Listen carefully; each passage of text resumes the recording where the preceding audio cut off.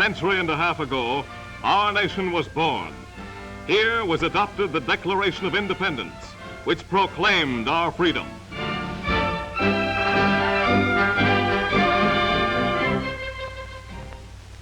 All men are created equal. They are endowed by their Creator with certain inalienable rights. Among these are life, liberty, and the pursuit of happiness.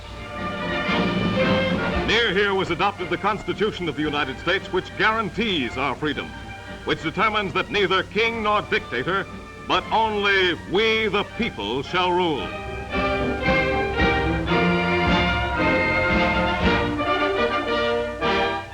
Dr. Franklin, you've just come from the Constitutional Convention. What have we got? A republic or a monarchy? A republic, if you can keep it so. A prophetic statement, that of Benjamin Franklin, as the Constitutional Convention ended its labors in September 1787. A republic, if you can keep it so. And it was here in Philadelphia that George Washington penned his immortal farewell address, in which he established the great American tradition, unbroken for 145 years, and our safeguard against dictatorship and tyranny, that no president should serve for a third term.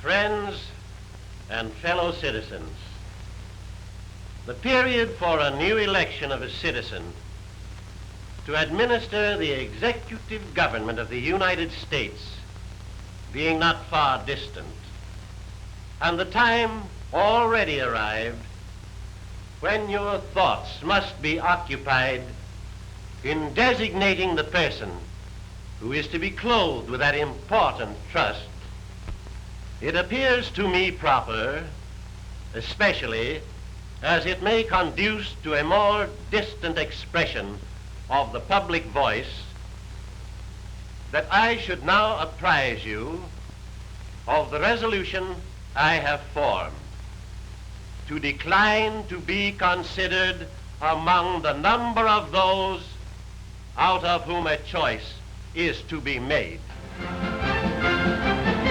And here in Philadelphia in June 1940, members of another history-making convention opened their sessions. The 22nd Convention of the Republican Party will now come to order. Where they resolve that we will keep this nation a republic. Minnesota's youthful Governor Stassen keynotes the spirit of this assembly of free men. Fellow Republican delegates, even as we meet, lights are going out in Europe. Blackouts of dictators take the place of lighthouses of free men. Ours is the grave responsibility to keep burning brightly the light of liberty. If we meet that responsibility, the people will make the man that we here nominate their next president in November. Here are men and women from all the states and territories, met to face another grave responsibility, met to preserve the Constitution which the founders wrote, met to keep America free from dangers which Washington and Jefferson foresaw, and which they discouraged by placing country above themselves. These Americans are determined to preserve representative Republican government in this land, no matter what happens elsewhere. Behind them in every part of the country are millions of Americans giving voice to the great American truth that we, the people, are the government. They refuse to believe that here the door of opportunity is closed. They have faith in America.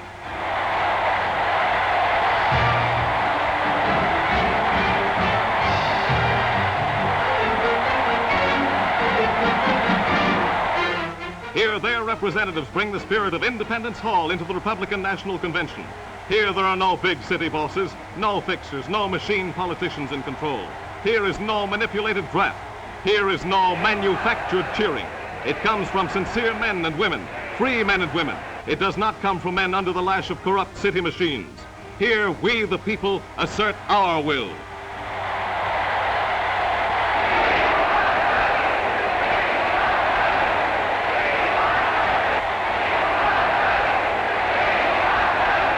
representatives of the people demand a leader who is one of them, a man who came up the hard way. The greatest unbossed convention in all history decides. The people's demand is met. Mr. Chairman, Ohio moves that the nomination of Wendell Wilkie be made unanimous.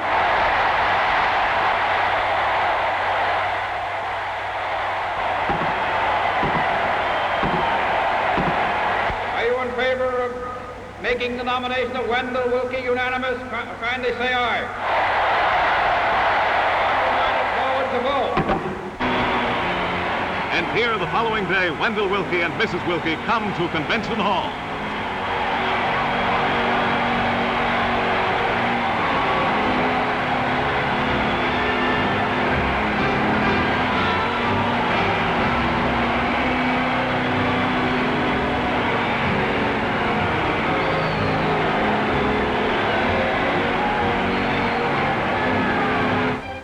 I'm very thankful. I'm also overwhelmed. I don't think any man in my position could be but overwhelmed. It's just the beginning of the fight, a fight for the preservation of American ideals, a fight to bring about unity in America, for the restoration of our domestic economy, and the building of a great defense so that no dictator may strike. I thank the convention. I thank all of the American people.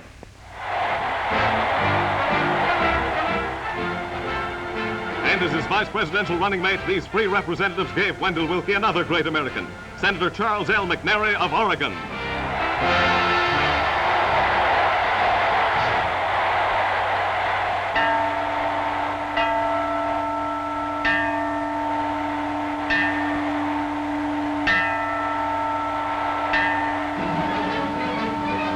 And so Wendell Wilkie, born 48 years ago in Elwood, Indiana, emerges in response to the greatest demonstration of spontaneous support that our country has ever known. His grandparents, like the ancestors of millions of Americans, fled the autocracy of Europe to find liberty in this country. Here in Elwood, his parents first taught school and then practiced law.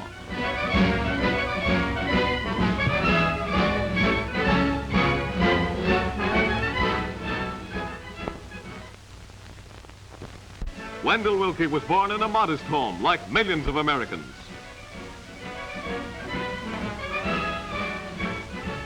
He went to the public grade and high schools, just like millions of Americans. His hard-working parents moved later to this Elwood home, from which Wendell Wilkie went forth to win success in law and business. The day we declared war on Germany in 1917, Wendell Wilkie enlisted in the armed services of his country, then fought in France, with his two brothers promptly joining him in uniform.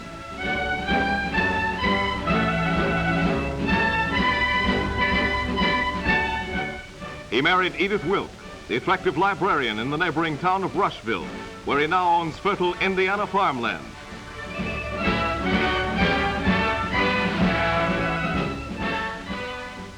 He has learned our needs and our problems, not from books, not from brain trust reports, not from boss-ridden city machines, but by living and working and talking with us, face to face, shoulder to shoulder. And it is face to face that he'd like to meet you now, to talk for a few minutes about the problems confronting our America.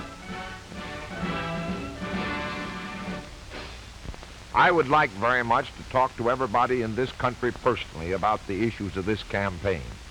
But you understand that the size of the country and the time I have to devote to this campaign makes that impossible.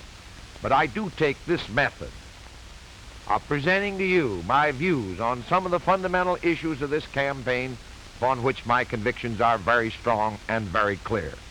Because I am a businessman, of which incidentally I am very proud and was formerly connected with a large company, the doctrinaires of the opposition have attempted to picture me as an opponent of liberalism. But I was a liberal before many of those men heard the word, and I fought for the reforms of the elder La Follette and Theodore Roosevelt and Woodrow Wilson before another Roosevelt adopted and distorted the word liberal. I believe that the forces of free enterprise must be regulated. I'm opposed to business monopolies. I believe in the right of collective bargaining by labor without any interference and full protection of that obvious right. I believe in minimum standards for wages and maximum standards for hours, and I believe that such standards should constantly improve. I am in favor of the regulation of interstate utilities, of banking, of the security markets. I believe in federal pensions, in adequate old age benefits, and in unemployment allowances. I believe that the federal government owes a duty to adjust the position of the farmer with that of the manufacturer. If this cannot be done by parity prices, then some other method must be found without too much regimentation of the farmer's affairs. I believe in the encouragement of cooperative buying and selling, and in the full extension of rural electrification.